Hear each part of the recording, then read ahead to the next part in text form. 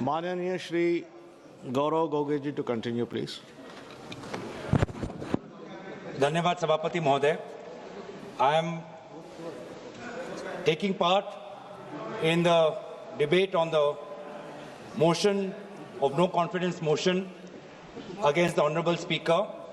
Part of the motion is that he has ceased to maintain an impartial attitude necessary to command the confidence of all sections of the House. That in his partisan attitude, he disregards the rights of the members of the House and makes pronouncements and gives rulings calculated to affect and undermine such rights. That he openly espouses the version of the ruling party on all controversial matters. Sir, this is particularly the matter, the way on February 2nd, the Honorable Speaker was presiding over the session when the Leader of Opposition was speaking. There was an expectation that the chair would be neutral. But often the LOP, and I have the entire debate here, sir, I would request that further parliamentary researchers can look at this uncorrected, not for publication, on 2nd March from our records, that from page 96 to page 114, the number of times the LOP was interrupted, sir. This is on record. If you want, I can place it on the table of the House and verify it. Sir, the Speaker continued to ask the LOP, can you please verify? You please verify. But the LOP, when he was talking about an ongoing global investigation into a serious case of child and women trafficking, he mentioned that in that ongoing investigation, a member of the government of India his name is mentioned. And in this global investigation, ministers whose name are being reported, they have resigned.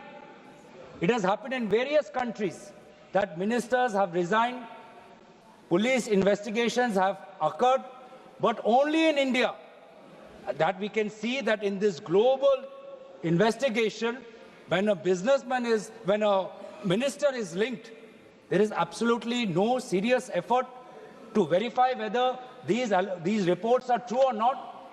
Why is this government so afraid to conduct a simple investigation as to this ongoing? There's a Department of Justice, American government is doing. Why should our government not do a similar investigation? And unfortunately, sir, while the LOP said that all questions would naturally end once the doubts were officially resolved through such verification, while the opposition respects the precious time of the House, while the LOP, Rahul Gandhi, you were still there, on his feet, the Speaker says, I will call out another Speaker. Sir, has it ever happened that LOP is on his feet, Rahul Gandhi ji is on his feet, and the ruling from the chair is that I will call out another Speaker, you please stick to your subject? You look at the record, sir, the number of times the Rahul Gandhi ji is saying, please let me speak, please let me speak, please let me speak. Is this the parliament tradition that we want to show? That the leader of opposition is pleading? Mics are being used to silence. So the Speaker's remark, I will call out another Speaker, delivered while the LOP was still standing to speak, stands in direct contradiction to the established rituals and moral standards of this House. Such a dismissal of the leader of opposition's right to be heard undermines the democratic spirit and impartial tradition of the Speaker's office. Sir, the same thing happened.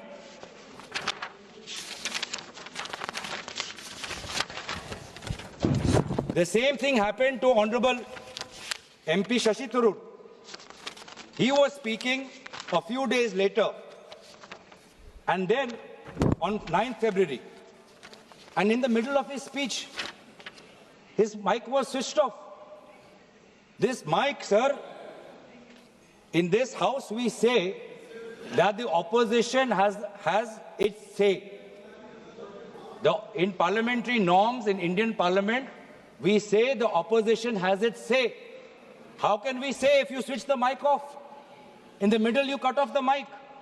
On 9th February, it's on record, Dr. Shashi Tharoor says that his mic was switched off mid-speech, a move he claimed he has never seen happen in 7 decades of parliament. This is the newest thing that we are seeing. Sir, I would request the members of the ruling party to remember what Adarniya Sushma Swaraj ji said.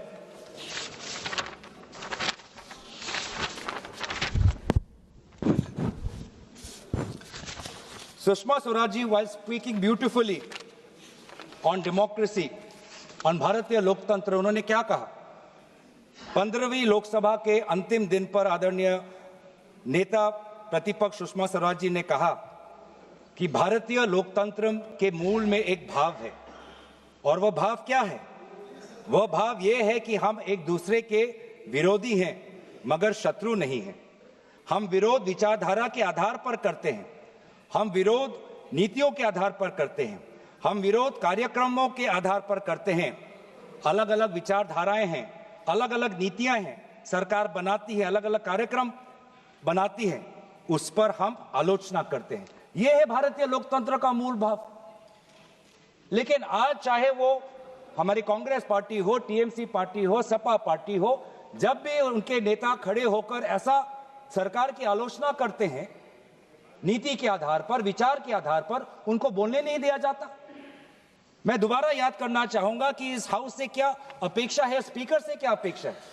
जो हमारे भारत के प्रथम प्रधानमंत्री आदरणीय जवाहरलाल नेहरू ने कहा, the speaker represents the house, he represents the dignity of the house, the freedom of the house, and because the house represents the nation in a particular way, the speaker becomes the symbol of the nation's freedom and liberty. आज बोलने की अभिव्यक्ति कहाँ है इसे? हम हमारे नेता प्रतिपक्ष कहते हैं कि आज हमें चर्चा ये करनी चाहिए कि किस दबाव पर भारत ने अमेरिका के साथ एक ऐसा ट्रेड डील किया जिससे हमारे किसानों को क्षति हुई, चोट पहुंची। ऐसा क्या दबाव बनाया गया? क्या एक विशेष उद्योगपति का नाम आया एक इन्वेस्टिगेशन पे? क्या ये दबाव था? क्या ये दबाव था कि एक विशेष मंत्री का नाम आया एक दूसरे इन्वेस्टिगेशन पे? क्या यही दबाव था? क्या था दबाव? और सवाल पूछने का ये तो उनका अधिकार है। और कहीं ना कहीं सर, आज जिस राजनीतिक माहौल में हम हैं, आज जिस राजनीतिक माहौल में हैं, हमारे देश के राजनीतिक नेतृत्व को सवाल सुनने की आदत चली गई। सवाल पसंद नहीं करते, बस अपनी राय रखते हैं, अपनी मन की बात रखते हैं। लेकिन हम क्या पूछना चाहते हैं, हम क्या कहना चाहते हैं, वो हमारे बातों का कोई तवज्जो नहीं, या हमारे सदन के अंदर हमें वो अधिकार नहीं मिलता। अब हाल ही में ही कल आप उदाहरण ले लीजिए कि किस प्रकार से ये हाउस चल रहा है। कल हमने बार बार ये मांग की कि अभी मिडिल ईस्ट में एक वॉर आया है, एक पड़ोसी देश, एक मिडिल ईस्ट में जंग हो रहा है, एक पड़ोसी देश ये ऐलान करता है कि हमने अनुमति दी भारत को कि 30 दिन के लिए आप इन देशों से आप तेल आप निर्यात कर सकते हो। कितनी शर्मनाक बात है। कहां गई हमारी गरिमा? कहां गए वो विश्व गुरु? कहां गए वो 56 इंच का सीना का विदेश नीति? आज भारत जो जिसकी हमने विदेश नीति, स्ट्रेटेजिक ऑटोनॉमी पर, नॉन अलाइनमेंट पर, we send the largest peacekeeping force to the United Nations. We are the peace police force. और आज एक विदेश देश हमको अनुमति देता है कि हम किससे तेल ले, किससे ना ले, और देश का मुखिया चुप, और सदन पे कोई चर्चा नहीं। बार बार ऐसा क्यों होता है सर? और ये अफसोस की बात है कि सर, अब बात सिर्फ नेता प्रतिपक्ष की नहीं, महिलाओं तक ये बात आ गई है। आज महिलाओं, सांसदों के उद्देश्यों पर आज सवाल उठाए जा रहे हैं। आज अध्यक्ष महोदय जिनके खिलाफ ये अविश्वास प्रस्ताव आया, ओम बिरला जी, उन्होंने क्या कहा? उन्होंने जब प्रधानमंत्री के समय आया था कि वो अपनी बात रखें, Honorable Speaker at that point of time, Om Birla, advised Prime Minister Narendra Modi not to come to the House for the motion of thanks reply, claiming credible information that certain women MPs intend to surround the Prime Minister's chair and create an unexpected situation. Shameful, sir. Shameful, sir. Shame, shame, shame. Shame, shame, shame, sir. Shame, shame, shame, sir. Shame, shame, shame, sir. But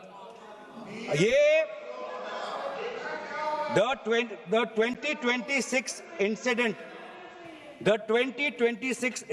is legally distinct because the Speaker preemptively advised the Prime Minister not to attend at all.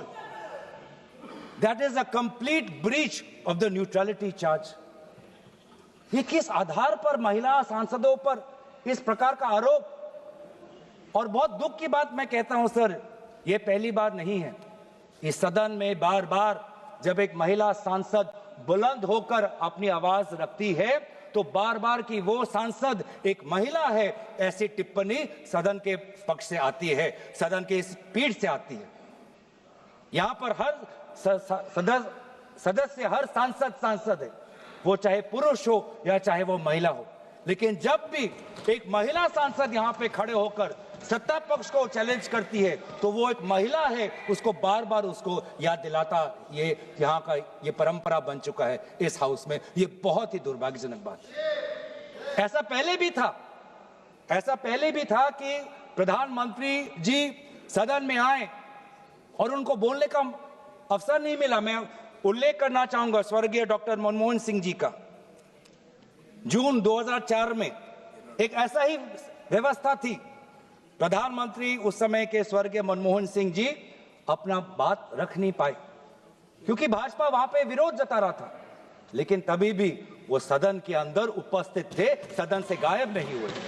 सदन के अंदर वो उपस्थित थे, ये record में जाना चाहिए कि ऐसा पहले भी हुआ है, लेकिन उस समय के देश के प्रधानमंत्री हमारे बीच में उपस्थित थे। तो बार बार the opposition has pointed out that there is a very paternalistic tone, एक बहुत नकारात्मक एक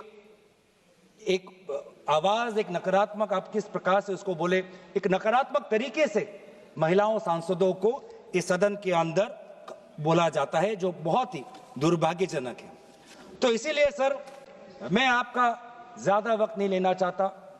मैंने अपनी बात यहां पे रखी, आपने हमें इसकी अनुमति दी। इसके पश्चात भी कि हमने आर्टिकल 96 का ये हमने उल्लेख किया कि जब स्पीकर का रिमूवल का मोशन होता है तो वो प्रिसाइड नहीं कर पाता, तो पैनल ऑफ चेयरपर्सन से कौन से व्यक्ति चेयर पर बैठेंगे ये कैसे डिसाइड हो रहा है, आज तक हमें हाउस में कोई ऐसा रिकॉर्ड नहीं है। दूसरी बात हमने ये कही कि बार बार फरवरी 26 में 20 बार से ज्यादा आदरणीय राहुल गांधी जी को इंटरप्ट किया गया। रिकॉर्ड है कि वो बार बार बोल रहे थे मुझे बोलने दो, मुझे बोलने दो। कभी बार बार उनको रूलिंग दिखाया जाता था कि आप कोट नहीं कर सकते। उन्होंने आर्टिकल का कोट किया, वो भी उन्होंने कोट नहीं कर पाए। और वहां से सत्ता पक्ष से एक सांसद ने ऐसे किताबों को कोट किया जो भारत में बैंड हुए, वो किताब कोट हुए, लेकिन भारत के अंदर जो एक भारत के मैगजीन में एक आर्टिकल है वो कोट नहीं कर पाए। और बार बार ये हो रहा है कि नेता प्रतिपक्ष आदरणीय राहुल गांधी जी के भाषणों को रिकॉर्ड से एक्सपंज किया जा रहा है बार बार ऐसा हो रहा है कि सत्ता पक्ष के जो सांसद, जो हमारे स्वर्गीय प्रधानमंत्री हैं, उनके प्रति जो आलोचना करते हैं, जो शर्मनाक बातें करते हैं, वो सारे रिकॉर्ड पे रहते हैं। तो इस प्रकार की इम्पार्शियलिटी हमारे सदस्य, हमारे लोकतंत्र मर्यादा के लिए उचित नहीं है। और ये अगर बार बार ये चलता रहा तो लोगों का विश्वास लोकतंत्र से उठ जाएगा।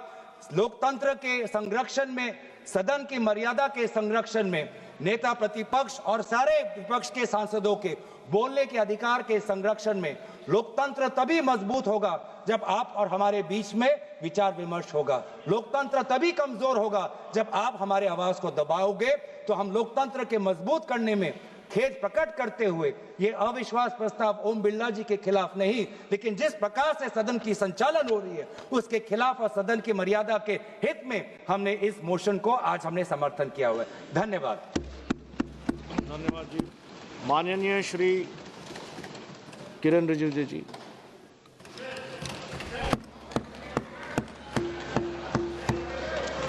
Sir, let him speak, sir. I'll come to you. Let him speak, sir.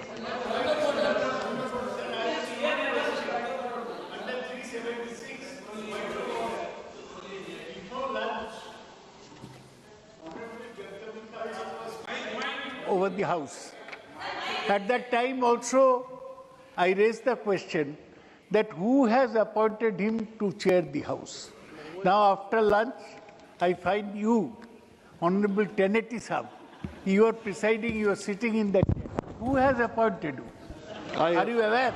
Who has appointed you? Are you appointed according to 95(2)? Has there been a Sir, proposal?